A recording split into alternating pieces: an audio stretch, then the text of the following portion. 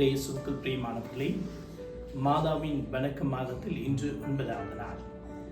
இன்றைய நாள் எங்களுக்கான சிந்தனை, பரிசுத்தமுள்ள மாதாவின், தூய்மை மிகு மாதாவின் படிப்பினை எங்களுடைய வாழ்க்கைக்கு பெற்றுக்கொள்வோம். இயேசுடைய தாயாகிய தேவதாய் கடவுளால் உருவாக்கப்பட்ட, கடவுளால் தேர்ந்தெடுக்கப்பட்டு தொடக்கத்திலிருந்து தன்னுடைய ஒரே மகனாகிய மீட்பரை இந்த உலகத்துக்கு அனுப்புவதற்காக வேண்டி ஆயத்தம் செய்யப்பட்ட கருவை தாங்கிய தேவதாய்.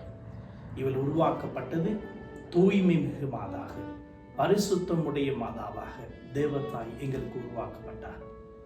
இந்த தாய் தன்னுடைய பரிசுத்த தன்மையை, தூய்மையான அந்த தன்மையை, அந்த கருவை கடவுளுடைய கீழ்ப்படிக்கு இறுதி வரை தன்னை முற்றுமுழுதாக சரணடைய செய்து ஆண்டவனுக்கு பரிசுத்தமானவளாக தன்னைத்தானே உலக மீட்பரை ஈண்டெடுத்த எங்களுடைய விண்ணக அரசிதான் தேவதாய்.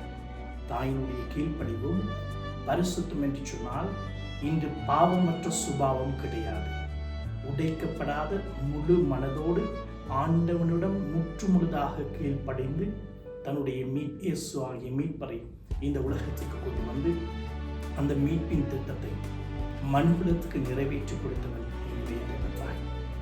அதி உத்தம பரிசுத்தமுள்ள தேவதாய் எங்கள் ஒவ்வொருவரையும் பரிசுத்தமாக பாவக்கரைகளிலிருந்து மீட்டு ஆண்டவருடைய இறையரசுக்கு பாக்கியவான்களாக மாற்றுவார் என்று சொல்லி பிரார்த்திக்கிறேன்.